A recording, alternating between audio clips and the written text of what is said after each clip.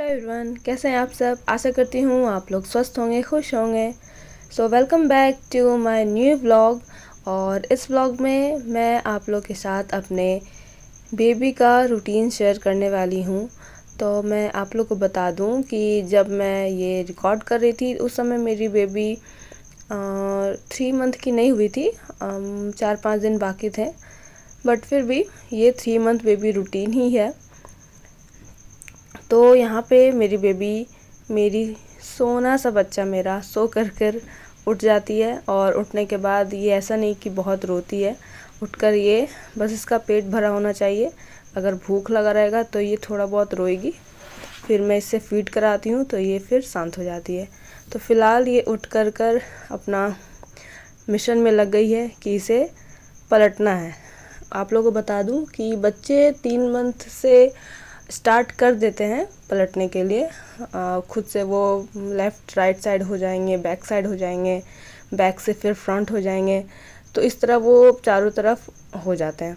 और मेरा सोना सा बच्चा भी, मैं उसे इस तरह सुलाती हूँ तो सुबह उठकर मैं देखती हूँ कि इसके पैर इधर हैं और सिर उधर, मतलब ये बेड के चारों तरफ घूम जाती है खुद से खुद। और अभी फ़िलहाल पलट नहीं पाती है, बट थोड़ा सा बस ये इसका रह जाता है। अगर मैं उसके बस थोड़ा सा सपोर्ट कर देती हूँ तो ये पलट जाती है, वो भी कर लेती है। और इस व्लॉग में आपको दिखेगा कि एक जगह ये पलट जाती है, बट वो वही थोड़ा सा सपोर्ट इसे मिला था, बस उसी से ये अपना मिशन में सक्सेसफुल हो जाती है। तो फ़िलहाल मैं इसे सुबह उठने के बाद मैं अपने सोना सा बच्चा का टमी टाइम करवाती हूँ। तो बाबू अभी उठी, थोड़ा देर वो खेल लेती है, तब तक मैं वॉशरूम वगैरह हो लेती हूँ। और उसके बाद आने के बाद मैं अपने बेबी का टमी टाइम देती हूँ।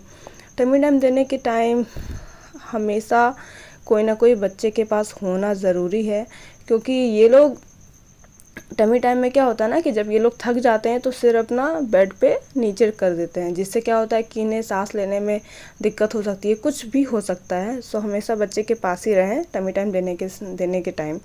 तो मेरा बच्चा अभी 2-3 मिनट टमी टाइम मैं उसे देती हूँ। और जब ये 1.5 महीने की थी तभी से मैंने ये स्टार्ट किया था टमी टाइम। टमी टाइम बहुत ज़रूरी है देना। तो यहाँ पर उसके बाद फिर मैं इसे रूम से बाहर निकालती हूँ और यहाँ पर इसकी नानी माँ इसका मसाज कर रही है। तो अभी बाबू का अच्छे से मसाज होगा। यहाँ पे साथ साथ मसाज के साथ साथ एक्सरसाइज भी ज़रूरी है। सो वो भी ज़रूर करवाएं बच्चे को, जिससे उसकी एक्टिविटी बढ़ेगी। वो बच्चे एक्टिव रहते हैं, बहुत ही अच्छे से खेलते हैं अगर उसका प्रॉपर एक्सरसाइज होता है, मसाज होता है। और सबसे इम्पॉर्टेंट बात कि गैस रिलीज़ होना, इनके पेट में गैस नहीं रहता है, वो सारे रिलीज़ होते जाते हैं। तो फ़िलहाल मेरी यहाँ पे बाबू को सब लोग लाडो बोलते हैं, इसकी नानी माँ, मामा, मामी सब लोग लाडो बोलते हैं। तो मैं इसे सोना सा बच्चा बोलती हूँ। तो ये मेरा भैया का बेटा है लड्डू, जिसे मैं लड्डू बोलती हूँ, और मेरे बाबू को लाडो सब बोलते हैं। तो ये लड्डू और ये हो गया लाडो। तो लड्डू भी उठ गया था। उठने के बाद फिर अब पहले लाडो का मसाज हो रहा है, इसके बाद फिर लड्डू की बारी आएगी।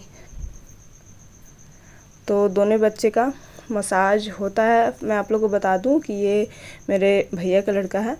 तो ये मेरे बाबू से करीब 8 महीने का डिफरेंस है दोनों के एज में। तो अभी मेरी बाबू 3 महीने की होने वाली है, तो लड्डू अभी 10 मंथ का होने वाला है। वही 7-8 महीने का ही डिफरेंस है दोनों में, ज़्यादा डिफरेंस है नहीं। और अगले 2 महीने में लड्डू का 1 साल हो जाएगा। तो फ़िलहाल यहाँ पे लड्डू सुसु पॉटी कर देता है, तो उससे फिर उसका पूरा ड्रेस उसका गंदा हो जाता है।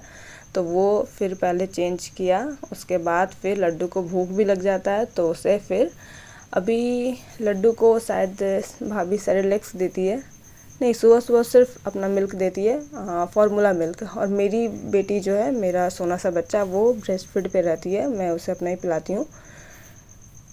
तो यहाँ पे अभी लाडो का मसाज चल रहा है, और मसाज करने के बाद वो मैं रिकॉर्ड करना भूल गई। मसाज करने के बाद वाइप कर दिया जाता है। आप कपड़ा, मम्मी क्या करती है, मम्मी और मैं भी यही करती थी कि कपड़ा भिंगा करके उसे, ठंडी है तो उसे नॉर्मल गुनगुना पानी में एक कॉटन का कपड़ा लेकर के उसे भिंगा करके उससे पूरा बॉडी को वाइप कर देती हूँ। इससे क्या होता है ना कि बच्चे को सुबह सुबह बहुत ही अच्छा फील होता है। आप खुद अगर सुबह सुबह नहा लो उठ करके तो आपको बहुत ही अच्छा फील होगा, और बच्चे और लोगों को तो नींद भी अच्छी आती है इस तरह से। तो यहाँ पे बाबू का मम्मी वो भी कर दी थी। वाइप करने के बाद बच्चा और भी अच्छे से खेलता है। उसके बाद फिर मैं यहाँ पे लड्डू को अभी दूध पिला रही थी। उसके बाद फिर जब लड्डू का मसाज हो रहा था तो फिर मैं अपने बच्चा का, यानी सोना सा बच्चा मेरी बेटी का, उससे फिर फीड कराया। और बच्चों को ऐसे भी मसाज मालिश वगैरह करोगे ना आप, वो फीड अगर उसका पेट भरा भी है तो भी वो मसाज के बाद थोड़ा बहुत फीड करते हैं। ये पता नहीं, सब लोग बोलते भी है कि मालिश के बाद बच्चे को फीड करवाना ज़रूरी है, थोड़ा मोड़ा बट करवाना ज़रूरी है। तो यहाँ पर मेरी लाडो फिर से अपने मिशन में लगे थी, और यहाँ पे आप देख सकते हो वो पलट चुकी है। तो ये यहाँ पे पलटी इसलिए, देख सकते हो आप लोग, पलट रही है वो इस तरह पलट रही है क्योंकि मैं, ये खटिया है ना, तो खाट में आप जिधर बैठोगे तो उधर थोड़ा डाउन हो जाता है। तो मैं जिस साइड बैठी थी मेरी बाबू उधर ही पलटी है। मतलब आप लोग समझ सकते हो कि मैं वहाँ बैठी थी तो वहाँ का जो सरफेस था वो फ्लैट हो गया था, थोड़ा सा डाउन हो गया था, जिसके कारण मेरा बाबू पलट गई अच्छे से। और मैं बहुत खुश हो गई ये देख करके, और सबको चिल्ला करके मैं बताने लगी कि मेरी बाबू पलट गई है। बट फिर जब मैंने सोचा कि अरे नहीं, ये थोड़ा सा इसे सपोर्ट मिला तभी ऐसे कर पाई है, वरना नहीं कर पाती। तो फिर कोई बात नहीं, मे बी 3 मंथ या 3.5 मंथ होते होते बाबू अच्छे से पलट जाएगी, ये मैं 100% श्योर होकर बोलती हूँ। और ये सब जो साइन मैं इसलिए बता रही हूँ क्योंकि ये सब बेबी ग्रोथ का बहुत ही अच्छा साइन है। तो यहाँ पर मैं सबसे पहले सुबह उठ करके मैं वहाँ भी यही करती थी। मेरा यही काम होता है कि मैं बाबू का सबसे पहले रूटीन करूँ, उसके बाद फिर जितने भी रात में कपड़े गंदे हो रखे थे, नैपी वगैरह जो मैं पहनाती हूँ, तो सुबह उठ करके मैं उसे सबसे पहले धो कर धूप में दे देती हूँ ताकि अच्छे से धूप लगे, सूखे। और बच्चों का कपड़ा अच्छे से सूखना बहुत ज़रूरी है, धूप लगना। तो यहाँ पर मैं छत पर वही सुखा रही थी, और साथ में मेरी दादी बड़ी, उससे बोलते हैं हवा बड़ी, तो वो बना रही थी, मेरे लिए बना रही थी कि मैं, होता है ना बेटी जब मायके से जाती है तो बहुत कुछ लेकर जाती है। हमारे बिहार में तो ऐसे ऐसे रिचुअल्स हैं, और रिचुअल्स भी हैं, और फिर आपको अब हर माँ बाप अपनी बेटी को कुछ ना कुछ देते ही हैं। तो मेरी दादी का ये बना हुआ बड़ी मुझे बहुत पसंद है, मेरे घर में भी सबको पसंद आता है। तो मम्मी, दादी फिर वही बनाने का तैयारी कर रही थी। तो यहाँ पर मैं आ जाती हूँ नीचे, और मेरी बाबू, जब तक मैं अपना काम कर रही थी तब तक मेरी बाबू क्या 1 घंटे के नैप ले चुकी थी, वो भी मैं रिकॉर्ड करना भूल गई। वो सोकर उठ चुकी थी, तो उठी। उसके बाद फिर मैं यहाँ पे, अभी फ़िलहाल कितने बज रहे थे, 10 साढ़े 10 का टाइम हो रहा है। तो यहाँ पर मैं अपने बाबू को अभी विटामिन डी का ड्रॉप दे रही हूँ। तो विटामिन डी का ड्रॉप तो इसे पसंद है, बट पता नहीं आज क्यों ये थोड़ा नखरा कर रही थी। शायद सो करके उठी है, इसलिए मैं सो करके उठी है, उसके बाद डायरेक्ट मैंने इसे ड्रॉप दे दिया, इसीलिए शायद ये थोड़ा चिड़चिड़ापन हो गया इसे। बाकी वो ड्रॉप बहुत ही अच्छे से पीती है। उसके बाद फिर मैं अपने बच्चे को अच्छे से प्यार करती हूँ, उसके साथ खेलती हूँ, और ये सब मैं इसका मूड बना रही हूँ। किस चीज़ के लिए? तो बाबू को अब नहाना है, आज उसका बाथिंग डे है। मैं आप लोगों को बता दूं कि अभी मैं बाबू को, अभी मतलब कि बिहार में बहुत गर्मी है, और मेरा ससुराल झारखंड पड़ता है, तो वहाँ पे बिहार के अकॉर्डिंग आधा गर्मी है। सो बिहार में 2 गुना गर्मी है, इसलिए मैं यहाँ पे रोज़ इसे नहा दे रही हूँ। बाकी मैं वहाँ पे इसे 1 दिन या 2 दिन पे नहलाती हूँ। तो अभी बाबू को सबसे पहले नहाने से पहले मैं उसे पहले अच्छे से मूड बनाती हूँ उसका, बहुत ही एकदम स्वीट सा, बहुत ही खुशी वाला मूड उसका बन जाता है। उसके बाद फिर वो नहाने में बिल्कुल भी नहीं रोती है, आप इस वीडियो में देख सकते हो। वो बहुत ही अच्छे से, बहुत ही प्यार से नहाती है।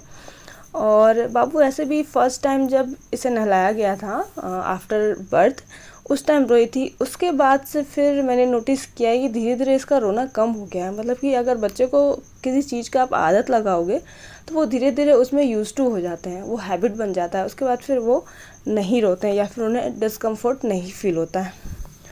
तो यहाँ पर मैं अपने बच्चे को अच्छे से नहला रही थी,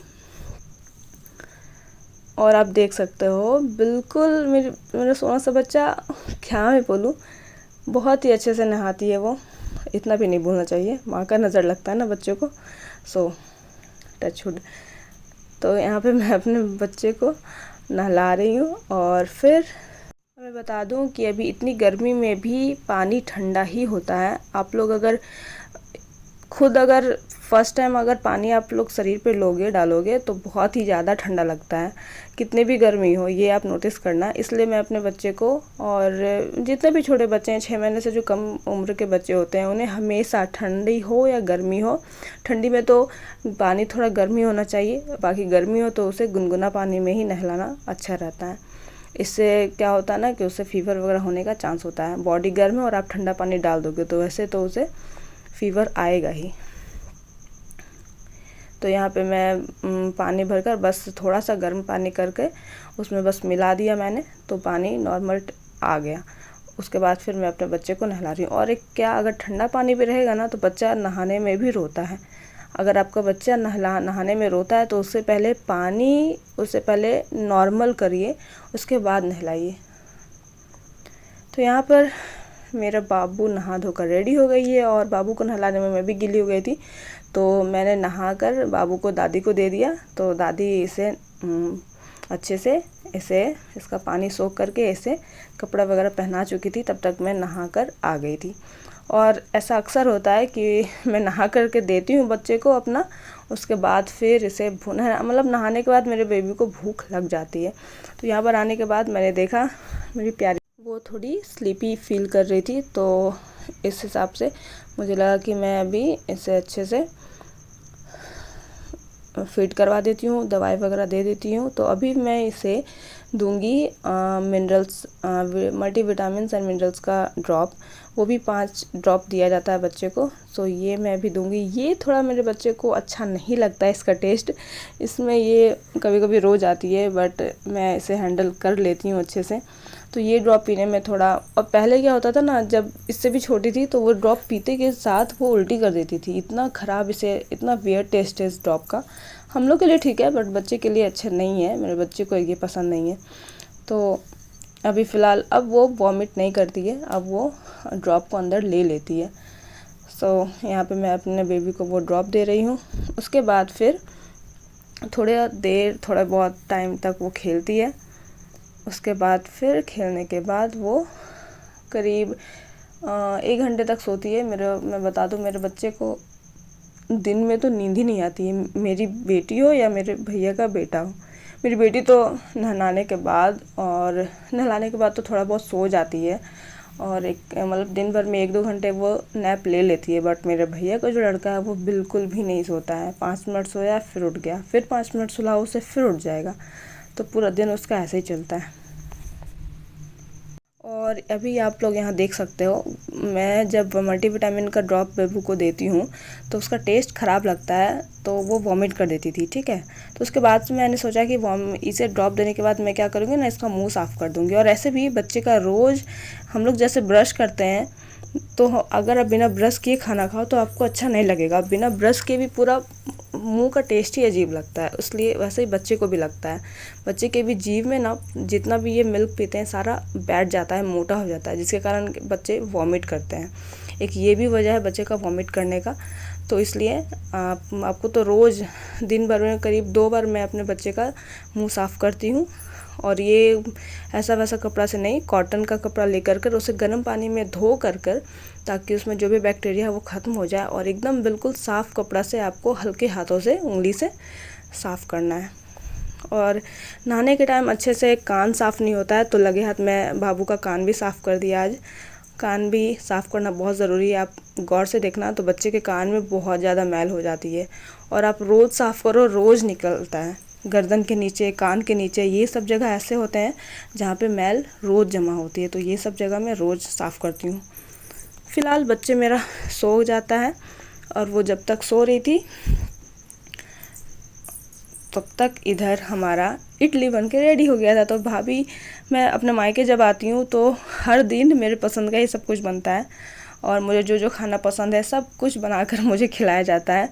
बहुत ही अच्छा लगता है यहाँ पर आकर के। तो तो ये था मेरे 3 मंथ बेबी का रूटीन। सो ऐसे ही वीडियो के लिए प्लीज़ चैनल को सब्सक्राइब करें, लाइक करें, शेयर करें और प्लीज़ सपोर्ट माय चैनल।